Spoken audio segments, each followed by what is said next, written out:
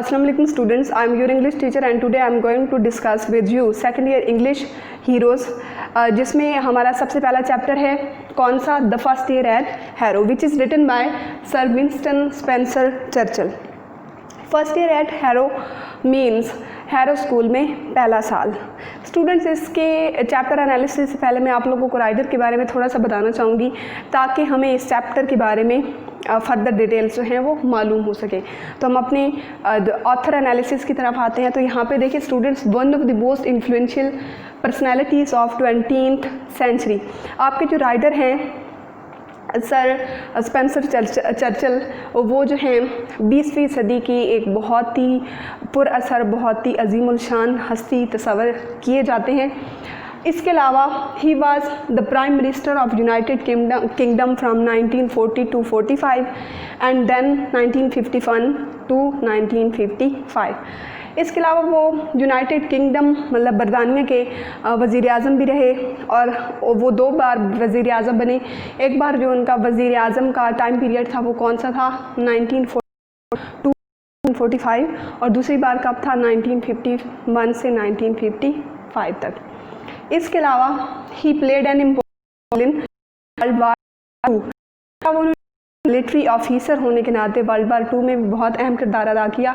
He was an army officer, वो एक army officer भी थे।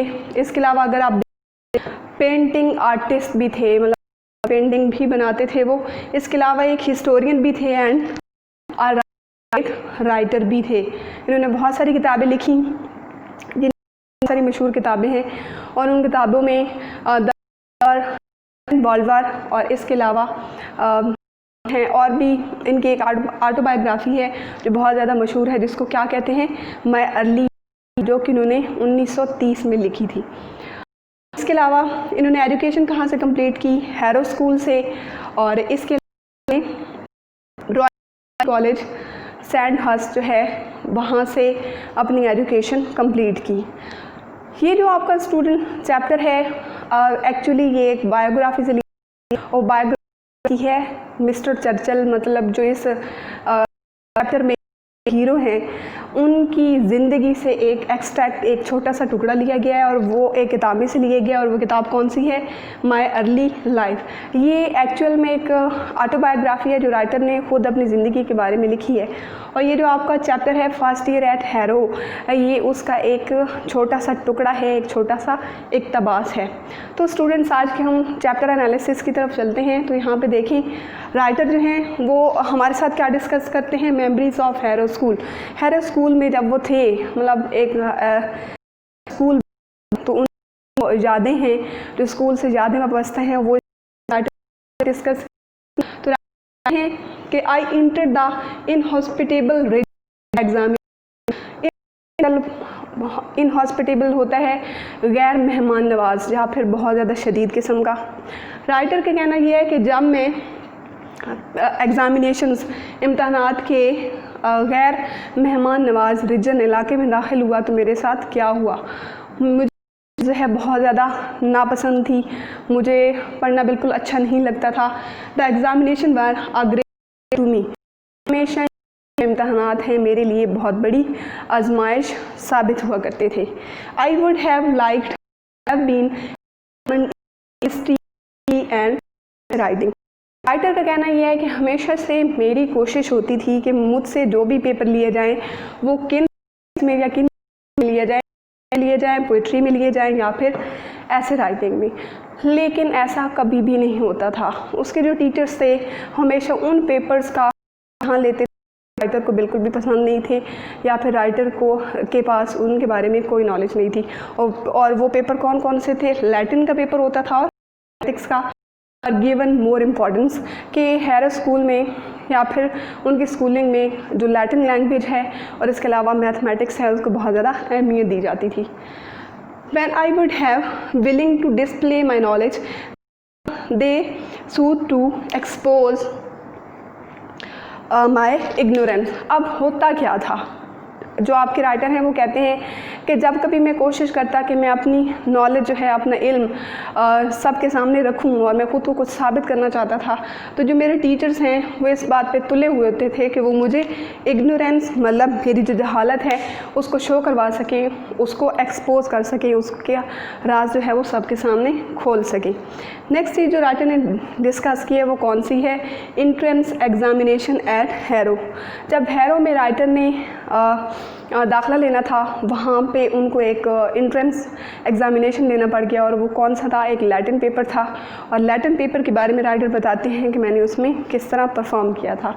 आई was found unable to answer a single question in the Latin paper. मुझे एक Latin paper दिया गया, लेकिन मैंने उसमें एक सवाल का जवाब भी नहीं लिखा। राइटर कहते हैं कि मैंने जब आंसर शीट ली तो उसके ऊपर सबसे ऊपर जो है अपना नाम लिखा, उसके बाद क्वेश्चन नंबर 1 लिखा, और फिर काफ़ी देर सोचने के बाद क्वेश्चन नंबर 1 की इर्द गिर्द जो है वो ब्रैकेट्स डाल दी।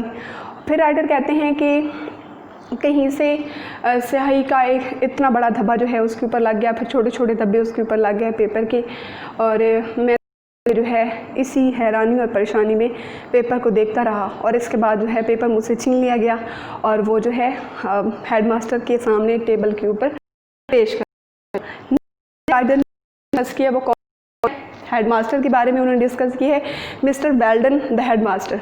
मिस्टर वेल्डन जो है वो हैरो स्कूल के हेडमास्टर थे। बहुत ही ज़्यादा आप क्या कह सकते हैं कि दूरअंदेश, ही अ मैन ऑफ प्रूडेंस कहते हैं दूरअंदेश, बहुत ज़्यादा कुछ रखने वाले इंसान, ज़्यादा ज़हीन इंसान थे। उन्होंने क्या किया कि वो सिर्फ सरफेस लेवल पे चीज़ों को नहीं देखते थे, बल्कि डीपली एनालाइज कर दिया और फिर फैसले पे पहुंचते थे। तो राइटर कहते हैं इन्होंने क्या किया, पेपर उन्होंने चेक किया, उन्होंने मुझे एडमिशन दे दी। मेरे पेपर कुछ भी हुआ था, बल्कि नाराज़ कर देने वाली चीज़ें उसमें मेंशन। तो राइटर में ज़्यादा शुक्र मिस्टर वेल्डन का कि उन्होंने मुझे हैरो स्कूल में एडमिशन दिया। I have always had the regard, हमेशा मैं उनका ममनून रहा, हमेशा शुक्र अदा करता हूँ कि उन्होंने मुझे हैरो स्कूल में एडमिशन दिया। क्या हुआ कि राइटर का एडमिशन हुआ फिर किस डिवीज़न में? Get admission in the 4th division. Writer कहते हैं एडमिशन तो हो, लेकिन अब इसको 4th कहा जाता था, उसमें मेरा एडमिशन हुआ, और उसमें जो है सारे के सारे डल बच्चे जो हैं वो शामिल थे, और उनमें से मतलब नलामा किस्म का स्टूडेंट समझ के मुझे 4th डिवीज़न में एडमिशन दे दिया गया। राइटर कहते हैं कि जो दिया जाता और वो भी जहानत के बेस पे दिया जाता था। इसके अलावा मज़ामीन जो हैं वो भी जहानत बेस पे पढ़ाए जाते थे। जैसा कि यहाँ पे राइटर कहते हैं कि बॉयज़ जो हैं लड़कों और ग्रीक थी। इसके अलावा स्टूडेंट डल बॉय बहुत ज़्यादा नालायक और पढ़ने के शौकीन नहीं होते थे, उनको ओनली इंग्लिश, सिर्फ़ और सिर्फ इंग्लिश पढ़ाई जाती थी। इंग्लिश को बहुत ही वैल्यूलेस जो है वो समझा जाता था। नेक्स्ट राइटर जिस चीज़ को डिस्कस करते हैं या फिर जिस कैरेक्टर को राइटर ने डिस्कस किया वो कौन सा है? मिस्टर समरवेल का है, द इंग्लिश टीचर। ये वो उस्ताद हैं जिन्होंने मिस्टर चर्चिल को इंग्लिश पढ़ाई और जिसकी वजह से वो इतनी ज़्यादा कामयाबी हासिल करने में कामयाब हो गए। फिर राइटर कहते हैं कि ये जो हैं I gained an immense advantage over the clever boys. और कहते हैं क्योंकि मैंने इंग्लिश मिस्टर समरवेल से पढ़ी थी, इसलिए क्या हुआ कि मेरी जो इंग्लिश है वो इतनी मजबूत हो गई कि जो बाकी क्लेवर बॉयज़ थे उनके ऊपर मैं सबकत ले गया। वो जो है मुख्तलिफ पोइट्री राइटिंग करते थे, इसके अलावा बहुत सारे ज़रबुल मिसल के मुकाबला जात में हिस्सा लेते, बहुत बड़े बड़े इनाम जीते थे। उसके मुकाबले में मैं तो कुछ भी नहीं था, लेकिन इंग्लिश के ऊपर फोकस करने की वजह से मैंने बहुत ज़्यादा इंग्लिश में कमाल हासिल कर लिया, बहुत ज़्यादा जो है उसके ऊपर कमांड हासिल कर ली थी। फिर क्या हुआ कि जो इंग्लिश है वो मेरे लिए एक नोबल चीज़ बन गई थी। मेरे वही क्लेवर जो फ्रेंड्स थे, वो चालाक स्टूडेंट्स थे जो कि पहले बहुत ज़्यादा ज़हीन और बहुत ज़्यादा हार्ड वर्किंग समझे जाते थे, जब वो आए माशरे में तो उनकी जो वो लैटिन लैंग्वेज थी और ग्रीक लैंग्वेज थी वो उनके किसी काम ना, वो अपनी जो ज़रिया माश है या ज़िंदगी के लिए रोज़ी रोटी कमाने के लिए उन्हें इंग्लिश लैंग्वेज पड़ी के बाद मिली थी। तो महसूस किया कि मेरी इंग्लिश जो है उसने मुझे कोई नुकसान नहीं पहुंचाया, बल्कि उसने मुझे मेरे लिए एक बेहतरीन चीज़ काम की। राइटर ये देखते हुए कि इस अगर चैप्टर को हम समराइज़ करें तो कहते हैं Churchill not a good student के चर्चिल जो है वो बिल्कुल भी एक स्टूडेंट नहीं था। उसे ना तो एग्जामिनेशन इम्तिहान था, अलावा जो पूछते थे उनका जवाब देना भी उसको बिल्कुल पसंद नहीं था, बल्कि जो चीज़ें वो पसंद करता था वो उससे कभी पूछी ही नहीं और हमें की कोशिश की। राइटर कहते हैं in spite of all this, इन सारी चीज़ों के बावजूद he became a successful military of, इन सारे बावजूद एक मिलिट्री ऑफ बने, वो एक पॉलिटिशियन भी बने, अलावा एक राइटर भी बने। और ये किस वजह से हुआ? सिर्फ और इंग्लिश होने की वजह। Next, system of exam and significance of learning. Students से जो आपका चैप्टर है ना, इसमें आपके जो राइटर हैं वो जो के ऊपर बहुत ज़्यादा ज़ोर देते हैं। दो चीज़ों के बारे में हमें बहुत ज़्यादा जो है समझाना करते हैं। कौन सी हैं? एक तो ये कि हमारा एग्ज़ामिनेशन सिस्टम जो है वो कैसा है और उसको कैसा होना कि इंग्लिश लैंग्वेज उसकी है हमारी ज़िंदगी में। तो राइटर कहते हैं कि जो हमारा एग्ज़ामिनेशन सिस्टम है उसमें जो क्वेश्चन पूछे जाते हैं, जिस मेयार का लिया जाता है, उनकी मेहनत को मापने का काम नहीं होता।